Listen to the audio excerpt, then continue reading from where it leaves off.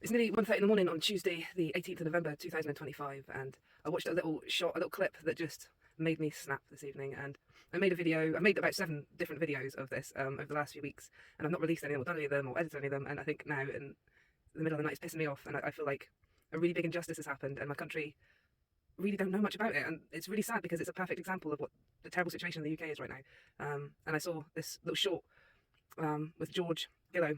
I think he's called Gillow. And yeah, George from the Big Brother house, I saw it today come out that he's been fired from his job because of anti-Semitic remarks, and because he's a racist apparently. And I was, strange enough, mentioning this in the video, how if you just put that sort of wording out and not release the footage of what happened, which is George has explained about what exactly he did say, people can make all sorts of heads or tails out of it, you know. So if someone said something that offensive language, when it wasn't even a language or the gesture that people consider to be offensive. So I'm resolved now. I have to do this video, even though I'm not feeling great on camera. Because my country's falling to shit, and it's really sad because most people in England aren't really aware of this. It seems like most people are convinced that the government are really good and the BBC are telling them the truth, and that a lot of people are conspiracy theorists. And for Remembrance Day, a veteran, I think he's 100 years old, came and shamed everybody in England. And went on mainstream media. Finally, someone who's too old and valuable to be considered a conspiracy theorist has spoken up in England. So I'm going to play that clip to start with, and then just play the video that I sorted the other day, and I've been unnifing about getting out there because I don't know. I feel like, who am I to say this shit? Who am I to talk about this shit? And then I'm there waffling about how dangerous it is to do this. And now what I've said is going to happen to George.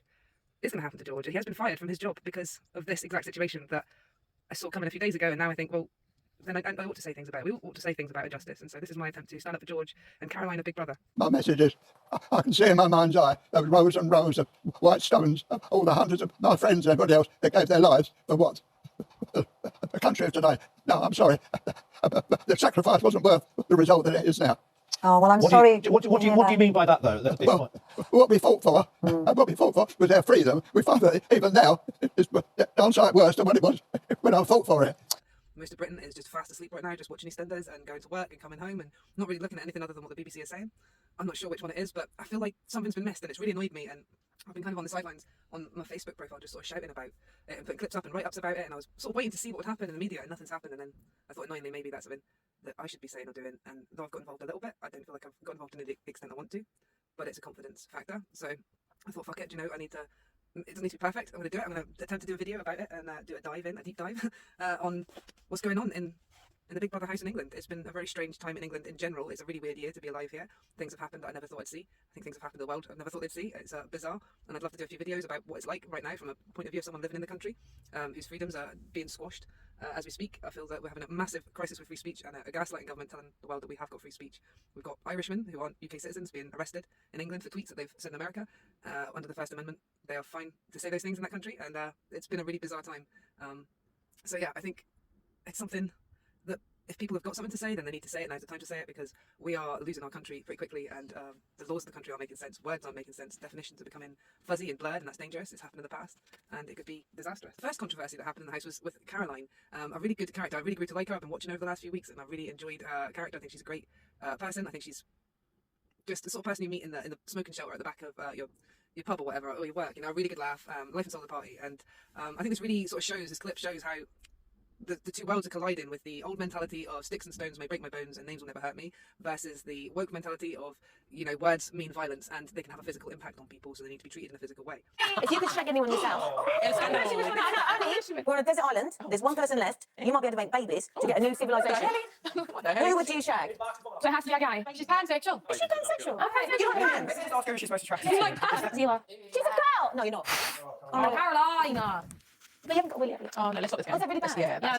So the thing is, what Caroline's saying is actually protected speech. Those are things that she's allowed to say, and that she's actually, not only that she's allowed to say, they've actually got special protections. If you've got any religious beliefs, if you've got political beliefs, these are all subject to these protections, and that is one of those protections since the Four Starter case in 2023.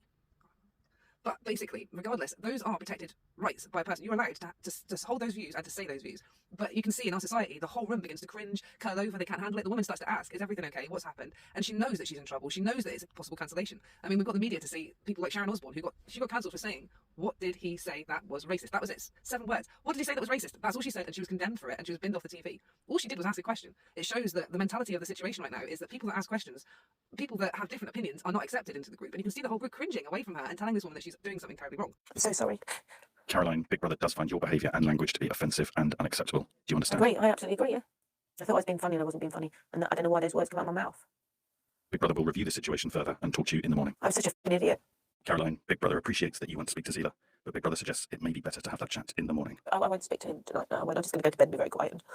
So here we have another clip about the after effects of the situation, and I think it's really unfair. I think it's really horrible the way they're treating this woman. This woman's expressed something that is completely legally protected, and Big Brother does have its own rules, and it does have its own list of bullshit that you've got to accept when you walk in the door. The thing is, you can't have your laws of Big Brother going over the laws of the country. The English law states that this woman should be allowed to say what she's saying. Not only that, she's been penalised for it. And the sad thing is that Big Brother penalises her and actually gives her a strike, a warning for it. This is something that should be taken to court and sued for. This is a discriminatory act, and it's going on TV in front of the whole country, in front of the whole nation, on a terrible TV show that no one's probably watching. But it's a terrible thing because this is a massive injustice. And if you see an injustice in society, you're supposed to stand up and say something about it, because when you end up in a situation one day where injustice is happening to you, no one will stand up for you. If you live in a society full of spineless gits. And this is the sad thing, is that this woman's been convinced that she's done something really dreadful. And you can see in the clip, she's distraught about this. I mean, you just can't see. Any of it going back to normal again. I can only say sorry. I can't give you an excuse. I don't want you to walk away from this thinking you're not allowed to get things wrong. Another thing that I'm really disgusted with is the fact that Zila, the mentality of this person is that I am above this other person. My feelings are more important than this person. I can console this person. I can see is having a difficult time. And really, both of them are in an equal position here. One of them has said something that's a gender critical belief, something that she obviously believes. The other one has transgender beliefs. Who wins? Basically, in this society, Zila wins. My immediate reaction at the moment is to reach out to Caroline and awkward the situation. I'm taking my time because I know I probably owe it to myself to not do that and not prioritize her feelings right now. But I'm okay. Like I'm not wallowing in sadness or anything. It's just there is something in the back of my head. Like you don't necessarily see me as a man, or you don't see me the way you see the other boys, at least. The next contestant to get in trouble is George. I really like George. He's got a really strange style. He looks like he's walked out of a 16th century painting. He's got lots of ideas and energy about him. He's one of those people in society that is a treasure, and it's something we should look after and celebrate. Unfortunately, in this society, he's not considered to be anything other than a danger to the conversation, it seems. An awfully dangerous person to have on your TV screen. So dangerous, in fact, they couldn't show us the first 2 transgressions he goes through. We see George in an interview explaining what happened or what wasn't seen. But the most disturbing thing about it, I think, is that Big Brother decided to tell the viewers their perception of what has been seen or what they think has happened, what the warning was that was given to George, but not to show the in-context footage. So we get the word anti-Semitic, or George has done something something to do with anti-Semitism and George. And when he comes out of the Big Brother house and has the interview, he's explaining what actually he said that didn't get put on film because it was so bad. But the most disturbing thing about it, I think, is that Big Brother decided to tell the viewers their perception of what has been seen or what they think has happened, what the warning was that was given to George, but not to show the in-context footage. So we get the word anti-Semitic, or George has done something something to do with anti-Semitism and George. And when he comes out of the Big Brother house and has the interview, he's explaining what actually he said that didn't get put on film because it was so bad. I said, and I stand by this, nobody ever is wholly good or evil. I think people who are evil are probably misguided. People who are good, yin yang and all that, yeah, they've got some bad in their personality. So that was the fundamental point. And for right or for wrong, I used the most extreme example. I said, who's the most evil person ever to exist? If you ask Joe Public, who's the most evil person? Hitler, most people say. And there's a case for that. But I said, Hitler probably wasn't sitting there, funding the Holocaust and going, oh, I'm so evil. He was probably going, this needs to be done. I'm a good guy. And Jews are at the trouble of Germany's ills. They're the root cause of all this. Yeah. And now we know that's wrong. He was not right to, of course, do anything he did. It's terrible what happened. And of course, I don't endorse any of that. What George is saying is just that the basic old proverb that the road to hell is paved with good intentions. Hitler didn't walk around like a Bond villain stroking a cat trying to take over the world. He tried to make his country better. He was man of the year. I think he was on Time magazine. Hitler was, totally adored by Germany. He was making the world better. He was changing and making strides. He convinced a population that the Jewish people were to blame for all of the terrible things in their society. He was misinformed. And that's what George is saying. He was a misinformed person who went off the scale and did stuff for the greater good. He wasn't someone that was inherently walking around cackling about what he was doing like a baddie we'd see on the TV. This is the most dangerous thing to consider, because if we think that that's just a villain and we can spot a villain and they look like Hitler screaming and twitching on his drugs on his podium, that's not what it is. It's people that start out genuinely trying to make the world a better place. That's what's so terrifying about it. So George gets in trouble the second time, and again we don't see it because it's too bad to show on TV, and he explains in an interview exactly what he did. I said, as somebody who's got red hair, blue eyes and white skin, I've been told that I'm the rarest breed of human. I think it's something like 0.001% of humans have that makeup. Right. Because their recessive genes is very rare, apart from Northern Europe, and then people with Northern European ancestry, like Australia or States, etc. You won't find people like me in Africa or Asia, not indigenously anyway. So I said, I feel a bit of an obligation to procreate with a woman who can keep hold of these genes. Therefore, if I have a kid with a brown woman or a black woman, for example, that kid that we have will have brown skin, brown hair, brown eyes, and this will be lost. So I said, if I have a baby with a woman of that makeup, I feel like I'm betraying my kind a bit. I don't think there's anything even remotely racist about that. I mean, at the end of the day, if you consider it like this, because I've always said everyone's on about reparations over the years, and I think to myself, well, what I actually said years ago about this, what about the ginger people? Because the ginger people, I've heard, now I've not gone a deep dive on this, but I heard that the Neolithic people, the Stone Age people, were the ginger people, and that they mated with the Homo sapiens that came across from Africa and across Europe and took over the world and killed off all the Stone Age people and all mated with them. Now, I believe that that's why the gingers and there's certain genes that you can go up mountains and have a really good high altitude. That's the Neolithic blood. I don't know 100%. I think I've watched a documentary on something about it, but I've always thought, well, there's the ultimate reparations, and well, the gingers are, they're owed double reparations then, because the Neolithics, well, they've been completely wiped out. There's just traces of the bloodline left now.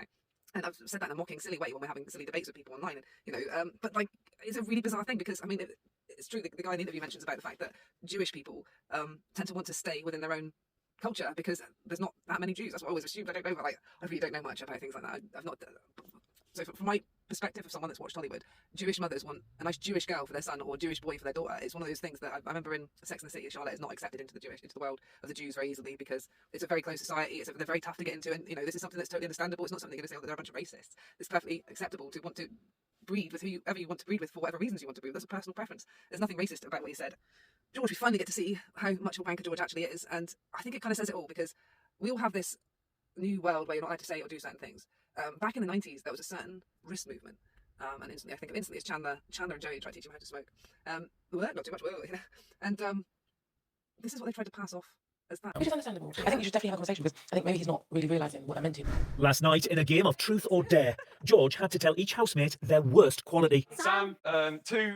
Oh my god! Just say 2 candies. Better. No, I can't say that. No, you don't mind can, do you? No, nothing can. It's too, yeah, like that would chip away at me. I'm thinking, what can I say about that? I mean, this is the thing that's difficult. It feels like logic is going out the fucking window. I mean, the word literally doesn't mean literally anymore. It means not literally. So I can't even use the word anymore. And it's like, people are like, oh, sorry, you can still use the word. I'm like, no, because it's like there's a line in the world and it's like logic. We've got to understand what logic is. I was on a bus the other day with a guy and we're talking about fascism and what fascism meant for a minute because we got confused in conversation. I was like, but it's now meaning something different. It's now meaning authoritarian because it's being thrown around. That's what happens with words. A word gets used and that use comes in. So people go, I'm literally on fire at the moment. I'm literally slapping at the moment. They're saying that shit and it becomes, well, that's a new word for that. That's a new meaning for that word. So literally doesn't mean literally anymore. So now it's like a sludge pot for logic. And so, this feels sort of similar. Like, they're putting stamps of racism and anti-Semitism on stuff that isn't.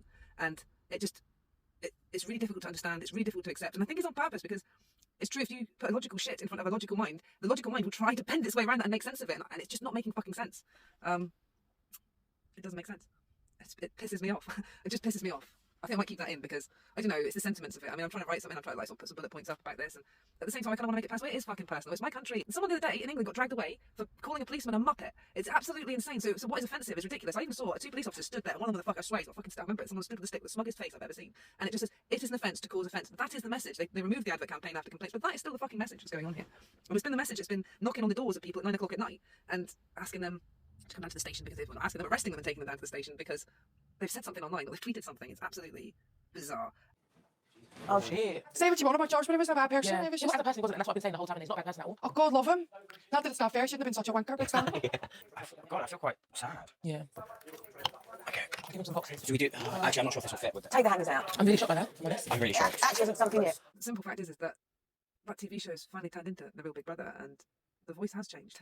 The voice has really changed. It was completely different. It was fun and friendly, and the speaker, when he speaks to George, I don't know, there's a clenched teethedness, there's a nastiness there, there's a real Big Brother vibe. It is Big Brother for real. They really turned into the 1984 version of Big Brother.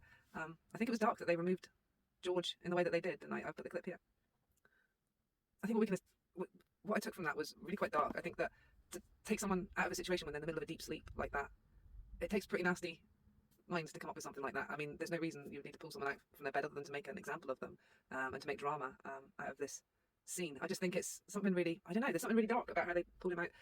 There's a part in the Gulag Archipelago that mentions about when they arrested people in the night and they're confused and, they're in their pajamas and they've got all this shit coming at them through the door. And it really reminded me of that, obviously a lot lighter version, but there's echoes of stuff that I see in that freak me out quite a lot. The fact that the group as well react a certain way, it kind of shows that the society didn't stand up for George, didn't say anything that actually condemned him to be a wanker there. And I think that's really sad. I mean, his friends are sad, but there's no one standing up for the injustice. No one saying that's not fucking fair. He's getting done for something he's not done. He's getting kicked out over something that's not right. In fact, he's been kicked out over stuff that it doesn't even make logical sense. And that's what's happening in England. This Big Brother scene is basically what my world is in miniature, and it's really difficult and it's really sad to take. I'm gonna do different videos on it because I've fucking cracked really. I've had enough. And I've been on and niffing and thinking, what am I gonna do? What can I do? And maybe just fucking talk about it, even though I'm swearing and it's not perfect. And I don't know. I've got to do something. So I'll get a boost of confidence. Put it out there. No, don't do that. But I think that I want to do a few videos of different things because I've got things that have been buzzing in my head that I've been waiting for people to talk about, and they're not talking about them. And so I think that if if you've got something to say, if something's not being said and you can see an injustice, then you should speak up. And I think that there's been injustice in the Big Brother house, illegal injustice as well. I think it's Channel 3 that own it now. I'll have a little look. Basically, I think that they fucked up massively legally, and I think that it just shows that it proves what's going on in my society. Beyond a doubt, it proves what's going on in my society. That the newspapers, I think I did see, the little bit of news I saw was that there was outrage at what Caroline said at her comments. Outrage at her comments. No one outraged at the fact that she's being treated with legal injustice. Not only that, shamed and made to feel terrible. I think anyone that's been bullied, that watches that clip of her, can probably imagine what it's like to have a group turn on you like that. And it's a fucked up way to have your society. So, you've got to speak up. People in England have got to do stuff, say stuff, take some action. And so, it's my attempt at a bit of action. Thank you for watching, and I will put up another video soon, and I will try and do my best to edit this into something that is watchable. And thank you for watching, if you made it to the end there.